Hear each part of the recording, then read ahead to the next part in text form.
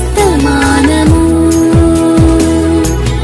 వినుమా ప్రియ నేస్తమా, విని నీవు ప్రభుని విశ్వసించుమా. వినుమా ప్రియ నేస్తమా, విని నీవు ప్రభుని విశ్వసించుమా. Praise the lord. దేవునికి స్తోత్రం. అనుదిన మన్నా అనే ఈ ఆధ్యాత్మిక కార్యక్రమాన్ని వీక్షిస్తున్న ప్రియ సోదరి సోదరులారా, మన ప్రభువును రక్షకుడునైన యేసుక్రీస్తు అతి శ్రేష్టమైన నామములో మీ అందరికీ శుభాలు వందనాలు తెలియచేయుచున్నాను. ప్రభునందు ప్రియ దేవుని యొక్క బిడలారా, దేవుడు తన మహాకృపను బట్టి 11 మాసములు ఆయన రెక్కల హస్తాల చాటున మనలను, మన కుటుంబాలను, మన సంఘములను దేవుడు కాపాడి మరొక నూతన నెలలోనికి ఆయన మనలందరినీ ప్రవేశింపచేశారు. 12వ మాసం. ఇది సంతోషకరమైన నెల. దేవుని బిడలంతా కూడా సంతోషించి ఆనందించి ఆరాధిస్తూ సువార్తను ప్రకటించేటటువంటి ఒక సంతోషకరమైన నెలలోనికి మనమంతా కూడా ప్రవేశించాం. దేవుడు ఈ నూతన నెలను మనకు అనుగ్రహించిన విధానాన్ని బట్టి ప్రభుని స్తుతిస్తూ మీ అందరికీ మా కుటుంబ పక్షముగా, మా సంఘముల పక్షముగా wish you happy Christmas, merry Christmas. ప్రియ దేవుని యొక్క బిడ్డలారా, మరి శ్రేష్టమైన సమయంలో ఈ 12వ నెల వాగ్దానాన్ని ఈ శ్రేష్టమైన సమయంలో జాగ్రత్తగా ధ్యానం చేద్దాం. మీ పరిశుద్ధ గ్రంథాలు తెరవండి. లూకా సువార్త 1వ అధ్యాయము 13వ వచనం. అప్పుడా దూత అతనితో, జకర్యా భయపడకుము, నీ ప్రార్థన వినబడినది. ప్రభునందు ప్రియ దేవుని యొక్క బిడ్డలారా, ఈ నెలలో ప్రభు మనకు అనుగ్రహిస్తున్న వాగ్దానం, భయపడకుమో, నీ ప్రార్థన వినబడినది. నిజమే ప్రియ దేవుని యొక్క బిడ్డలారా, మనం ఆరాధించే దేవుడు మనకిస్తున్న వాగ్దానం భయపడకుడి. ఈరోజు అనేక మంది వారి సమస్యలను బట్టి, వారికున్న బలహీనతలను బట్టి, వారికున్న రుణాలను బట్టి, వారి యొక్క పరిస్థితులను చూచి భయపడిపోతూ ఉన్నారు. భయపడుతున్న వారితో ప్రభు చెప్తున్న ఒక అద్భుతమైన మాట, భయపడకుడి. క్రిస్మస్ దినాలలో దేవుడు ప్రత్యేకంగా పండుగలో మనకిచ్చే వాగ్దానము కూడా ఇదే, భయపడకుడి. ఈ క్రిస్మస్ దినాలలో మనం ఎక్కువగా తల్లి అయిన మరియను గూర్చి, యోసేపును గూర్చి, గొర్రెల కాపర్లను గురించి, జ్ఞానులను గూర్చి, ఇలా అనేక విషయాలను మనం ధ్యానం చేస్తూ ఉంటాం. అయితే క్రిస్మస్లో ఎక్కువగా ఒక పదాన్ని మనం వింటూ ఉంటాం. ఆ పదమే భయపడకుడి. దేవుని దూత మరియ దగ్గరకు వచ్చింది. మరి ఆ దూతను చూసి భయపడుతున్న సమయంలో దేవుని దూత మాట్లాడుతుంది, మరియా భయపడకుమో, నీవు దేవుని వలన కృప పొందావు అని చెప్పింది. దేవుని దూత యోసేపు గారి దగ్గరకు కూడా వెళ్ళింది. అప్పటికి యోసేపుకి ఒక వార్త తెలిసింది. తాను ప్రదానం చేసుకున్న మరియ గర్భవతి అని తెలిసినప్పుడు యోసేపు కలవరపడుతూ ఉన్నారు. అలా కలవరపడుతున్న యోసేపు గారితో దేవుని దూత మాట్లాడుతుంది, యోసేపు భయపడొద్దు, నీ భార్య ఏ తప్పు చేయలేదయ్యా. అలనాడు యెషయా ప్రవక్త ప్రవచించిన రీతిగా కన్యక గర్భవతి అయి కుమారుని కంటది, ఆయనకి ఇమ్మానుయేలని పేరు పెడతారన్న ప్రవచనము మరియ జీవితంలో నెరవేర్చబడుతుంది అని తెలియపరిచింది. బెత్లెహేము ఆ పొలాలలో కొంతమంది గొర్రెల కాపర్లు తమ మందను కాచుకుంటున్న సమయంలో దేవుని దూత వారి దగ్గరకు వచ్చింది. దేవుని మహిమ వారి చుట్టూ ప్రకాశించినందున ఆ గొర్రెల కాపర్లు భయపడుతూ ఉన్నారు.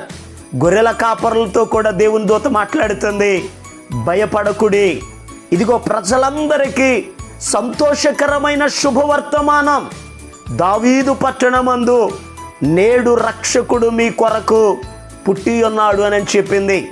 నిజమే ప్రియ దేవుని బిడ్డలారా, క్రిస్మస్ పండుగ దినాలలో మనం ఎక్కువగా ధ్యానం చేసేటటువంటి వినేటటువంటి మాట భయపడకుడి. ఈ నెలలో దేవుడు మనకిస్తున్న వాగ్దానం, భయపడకుడి, మీ ప్రార్థన వినబడింది. ఈ మాట పరిశుద్ధ గ్రంథంలో ఇద్దరు దంపతులు ఉన్నారు, జకర్యా, ఎలిజబెత్. ఈ జకర్యా అనేటటువంటి ఆయన యాజకుడు, ఎలిజబెత్ అమ్మ అహరోను కుమార్తెలలో ఒకతే అని వాక్యంలో రాయబడి ఉంది. ఈ జకర్యా గారు తనకి వంతు వచ్చినప్పుడు దేవుని సన్నిధిలో యాజక ధర్మం చేయడానికి పరిశుద్ధ స్థలములోనికి వెళ్ళారు. ఆ పరిశుద్ధ స్థలములో ధూపవేదిక ప్రక్కనే దేవుని దూత నిలబడింది. ఆ ధూపవేదిక దగ్గర ధూపం వేయడానికి వెళ్ళిన జకర్యా ఆ దూతను చూసి భయపడుతూ ఉన్నారు.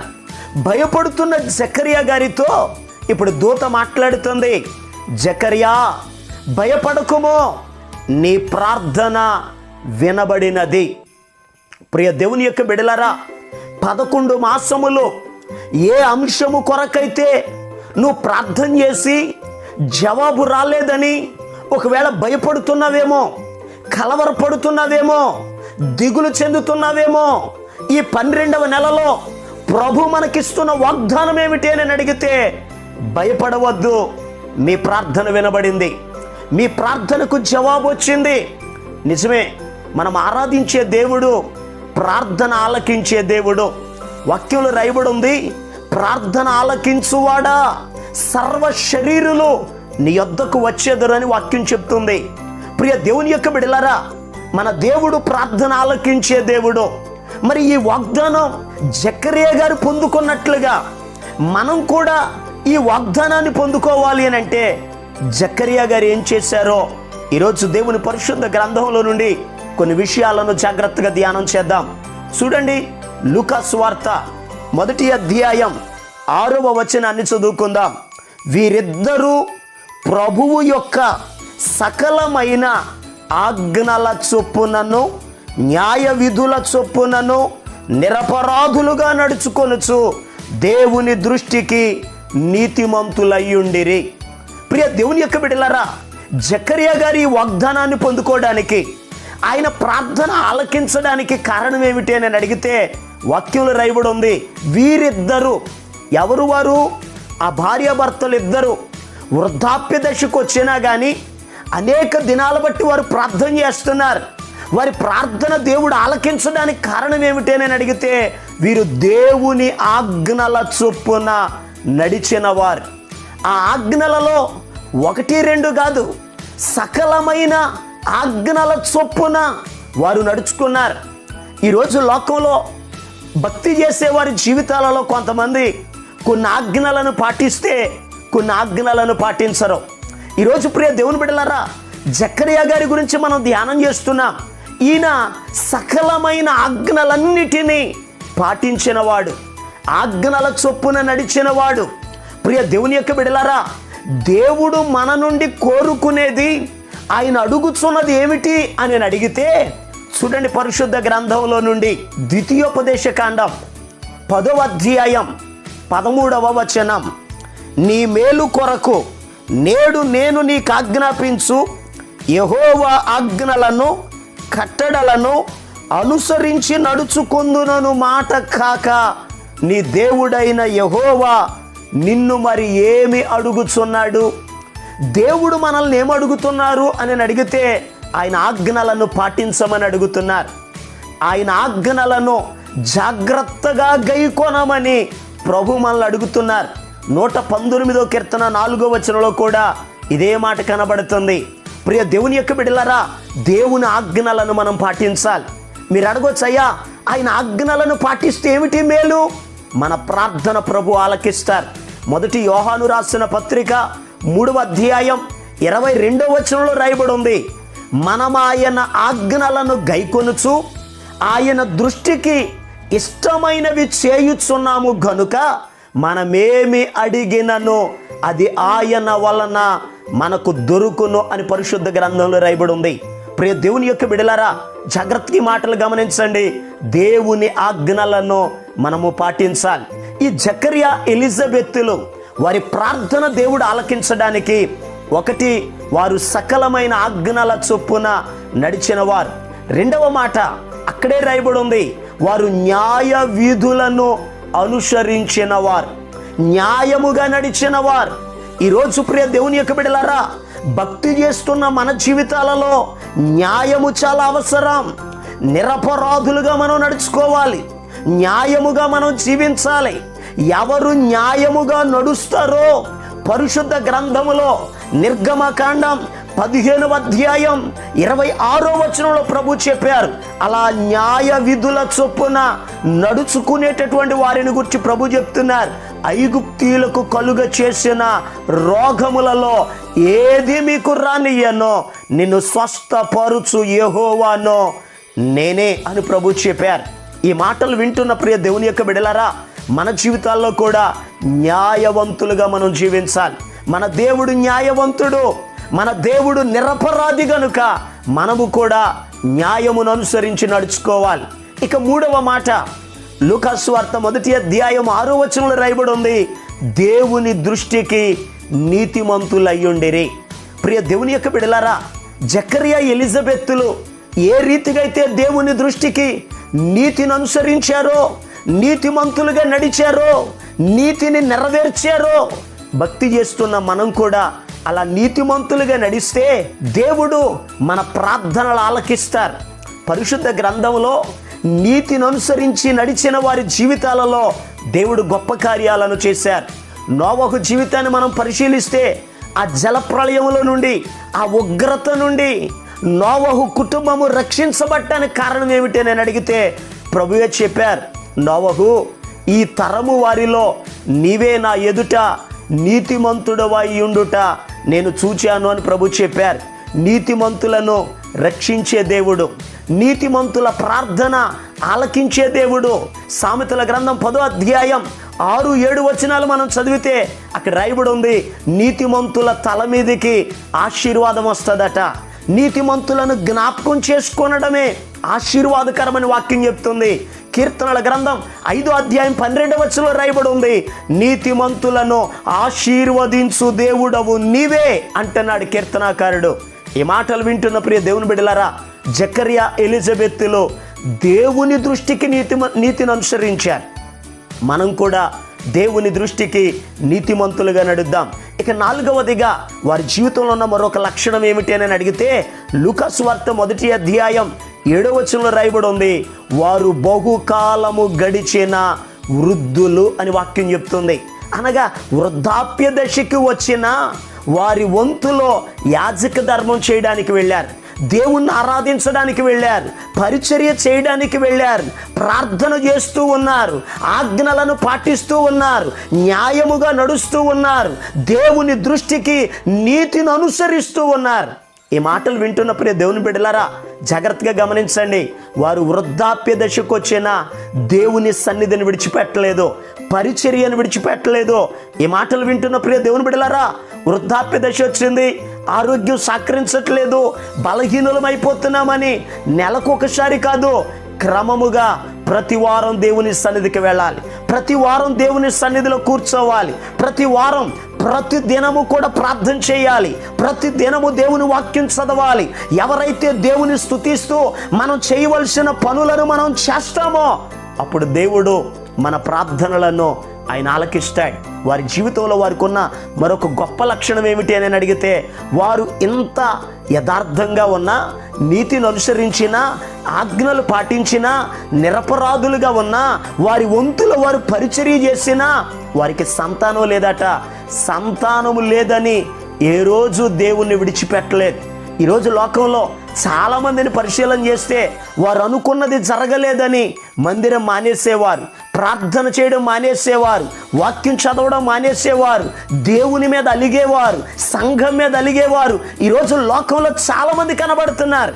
కానీ జకర్యా ఎలిజబెత్తులో అటువంటి వారు కాదు.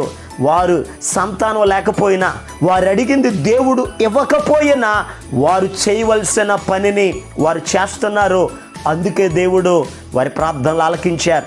ఈ మాటలు వింటున్న ప్రియ దేవుని బిడ్డలారా, జకర్యా ఎలిజబెత్లకు దేవుడిస్తున్న అద్భుతమైన వాగ్దానం, భయపడకుడి, మీ ప్రార్థన వినబడింది. ఇదే వాగ్దానాన్ని మనం కూడా స్వతంత్రించుకోవాలంటే, మన ప్రార్థన దేవుడు అంగీకరించాలి అని అంటే మనం కూడా ఇదే చేద్దాం. ఆజ్ఞలను పాటిద్దాం, న్యాయముగా నడుచుకుందాం, నిరపరాధులుగా జీవిద్దాం, దేవుని దృష్టికి నీతిని అనుసరిద్దాం. వృద్ధాప్య దశ వచ్చినా, ఎన్ని పనులు ఉన్నా మనం చేయవలసిన పనిని దేవుని సన్నిధిలో మనం చేసి ప్రభు ఇచ్చే ఆశీర్వాదాలను, దీవెనలను పొందుకుందాం. దేవుని కృప మీకు తోడుగా ఉండి నడిపించునుగాక. ఆమేన్. ఈ నెలంతయు దేవుడు మీకు తోడుగా ఉండి ఆయన ఇచ్చిన వాగ్దానం మీ జీవితంలో నెరవేర్చి ప్రభు మిమ్మలను కాపాడునట్లు మీ కొరకు నేను ప్రార్థన చేస్తాను. తలలు వంచండి, కళ్ళు మూసుకోనండి, ప్రార్థనలో ఏకీభవించండి. మహాపరిశుద్ధుడును ప్రేమ కలిగిన మా పరమ తండ్రి, నీకు వందనాలయ్యా. 11 మాసములు నీ రెక్కల హస్తాల చాటున మీరు మమ్మలను భద్రపరిచారు, కాపాడిన విధానాన్ని బట్టి వందనాలయ్యా. ఈ 12వ నెల సంతోషకరమైన నెల, శుభవార్తమానము కలిగిన నెల అయ్యా. నీ జన్మదిన వేడుకలను జరుపుకునే ఈ సంతోషకరమైన నెలలో ఒక అద్భుతమైన వాగ్దానం ఇచ్చారు. భయపడకుడి, మీ ప్రార్థన వినబడింది అని చెప్పారు. అయ్యా, ఎంతమంది బిడ్డలైతే ఈ మాటలను వింటున్నారో వారి జీవితాలలో ఏ భయమైతే వారు కలిగి ఉన్నారో, బిడ్డలను గూర్చి, కుటుంబాన్ని గూర్చి, వ్యాపారం గూర్చి, చేతి పనులను గూర్చి, అయ్యా బిడ్డల యొక్క విద్యను గూర్చి, ఉద్యోగమును గూర్చి, వివాహములను గూర్చి, గృహం కట్టుకునే విషయంలో కానీ ఏ విషయములైతే అయ్యా బిడ్డలు భయపడుతూ ఉన్నారో వారి భయము తొలగిపోవునుగాక. వారు అడిగిన ఈవిని అయ్యా మీరు అనుగ్రహించండి. మేము అడిగిన దానికంటే, ఊహించిన దానికంటే అత్యధికమైన కార్యములు చేయగలిగిన మా పరమ తండ్రి, నీ బిడ్డల జీవితాల్లో నీ కార్యములను మీరు చేసి మహిమ, ఘనత, ప్రభావాలు మీరు పొందుకోనమని యేసు క్రీస్తు అతి పరిశుద్ధమైన నామం పేరట ప్రార్థన చేసి అడిగి పొందుకొని ఉన్నాము తండ్రి. ఆమేన్. మన ప్రభు అయిన యేసు క్రీస్తు కృప మీకు తోడుగా ఉండి నడిపించునుగాక. ఆమేన్. ఈరోజు పుట్టినరోజు మరియు పెళ్లి రోజు జరుపుకుంటున్న వారికి సీసలి మన్నా చర్చి తరపున మా కుటుంబ పక్షముగా మీకు శుభాలు తెలియపరుస్తున్నాం. May God bless you. దేవుడు మీకు తోడుగా ఉండి మిమ్మల్ని ఆశీర్వదించునుగాక. దయచేసి గమనించండి, మీ కొరకును మీ కుటుంబం కొరకును దేవుడు మిమ్మలను అభివృద్ధి పరచాలని నిత్యము మేము ప్రార్థన చేస్తున్నాం. ఏమైనా ప్రార్థన అవసరతలు ఉన్న యెడల ఈ స్క్రీన్ మీద కనబడుతున్న నెంబర్కి ఫోన్ చేసి తెలియపరచండి. ప్రియ దేవుని బిడ్డలారా, అనుదిన మన్నా అనే ఈ వర్తమానాలు మీ స్నేహితులకు, మీ బంధువులకు కూడా షేర్ చేయండి. మన్నా చర్చ్ సీసలి అనే ఈ యూట్యూబ్ ఛానల్ను సబ్స్క్రైబ్ చేయండి. అందరికీ వందనాలు. నీకు నీవుగా నన్ను చూడగా పరము నుండి దిగి వచ్చినవయా, నాపై ఇంతగా ప్రేమ చూపగా నేనెంతటి వాడను యేసయ్యా. నీకు నీవుగా నన్ను చూడగా పరము నుండి దిగి వచ్చినవయా, నాపై ఇంతగా ప్రేమ చూపగా నేనంతటి వాడను యేసయ్యా. పండుగ ఇది క్రిస్మస్ పండుగ, గుండెల నిండుగా ఆనందం పండుగ. పండుగ ఇది క్రిస్మస్